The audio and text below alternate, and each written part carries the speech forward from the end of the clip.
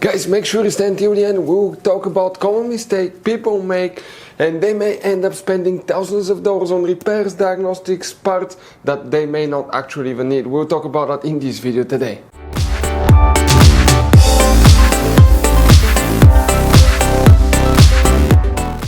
Hey guys, welcome back to Auto Repair guys. Super quick and very helpful video for any of you trying to find fuses relays for license plate light, also known as tag light on Mercedes GLC this generation right here. Guys, please do not waste any money on parts, tools, diagnostics until you watch that video.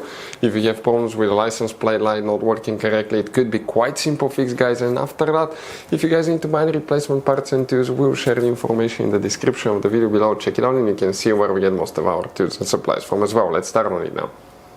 Even before we start guys, let us share something with you. Okay, 9 out of 10 people do not know there will be hidden fuse boxes in that Mercedes. How many? Up to 6-7 different fuse boxes guys. Now that's why we made a special video on our YouTube channel that's called Mercedes GLC fuse box location and diagram. Check it out. It's a video that can save you thousands of dollars in future repairs. Now guys, when we make all these free videos, we take every single car apart that we get here at the garage. We make at least 200 to 300 free repair videos. We show you how to fix engines, transmission, codes, fuses, relays, because our mission at the garage is to save you as much money as we can. All we need guys in return, subscribe to the channel, like the video, that way we can keep making these free videos. By the way guys, check out our YouTube channels. We have more than 19,000 free repair videos that can save you thousands of dollars in future repairs. So let's go ahead and start on it now. So for the license plate light, also known as tag light, which fuses relays we need to check? Multiple fuses relays for the different lighting functions in that car, because there is very limited information, so we'll be working multiple fuse boxes, and the first one is under the hood.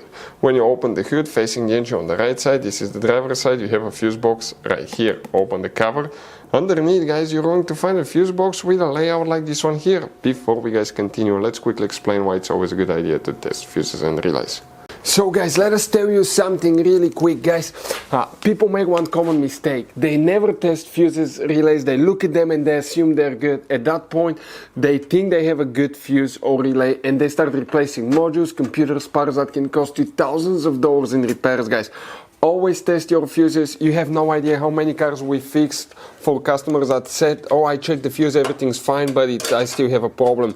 Now, some fuses are super hard to see if they're burnt or not. Some of them will be really easily accessible. You can clearly see them, but there will be fuses that are not see-through, fuses that may look like they're not burned, but they're actually burned. And often, guys, you can actually even test these fuses. Okay, let me show you now without even removing them. But it's very important to know how to test different fuses and relays, and if you want to see how to do that guys, we're going to put that link to a video in the description of the video below, how to test fuse, how to test a relay. Always check that. I want to emphasize that enough because it could be a really simple fix. Here we need to start checking a couple of fuses, and those fuses are fuse 108, which is that fuse, 110, 128. Okay, right here. Next, we're not done guys. What do you mean? We need to open the driver door. On the side of the dash you have a cover. Okay, that cover you can pry it open. Underneath you're going to find the driver's side fuse box. Here you need to check fuse number 200 and 201. Very important fuses right there.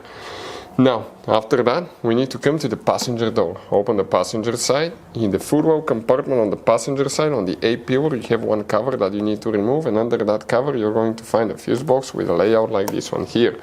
Specifically here, we need to guys check now, okay, fuse MF3, which is 6 fuses built in one fuse. One of these fuses will have that function as well. Check it, test this fuse here guys.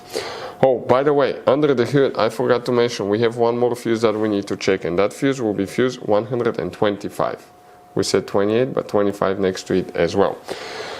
Next, we're not done. We need to open the trunk, and in the trunk, under the cargo cover, you have some storage space, and see that flap here. Open that flap. Underneath, you're going to find a fuse box with that layout here, and you need to check specifically here, fuse number 450, right here. 465 after that, and 466 right there. those are the rear SAM control module fuses that you will need to check as well. Now if you still have problems with that function, what we recommend you, if you have bad light or anything like that, bad bulb, bad light assembly, you replaced it, you may need to clear the codes from the computers, for the function to work correctly, because if it was shorted out, the front or rear SAM control module might have deactivated that function, so the car does not catch on fire. So you need to access the computer systems, reset the codes, clear everything. You need a computer that can read every computer system in the car. If you wonder which one to use, we have the link in the description of the video below to see the one that we use, and you can access. You may have up to 40, 50 different computers in your Mercedes GLC, guys, but those are the fuses and relays that we usually check. Guys, this Mercedes has all kind of different fuses, right? You can see just in this fuse box we have 2 different kinds.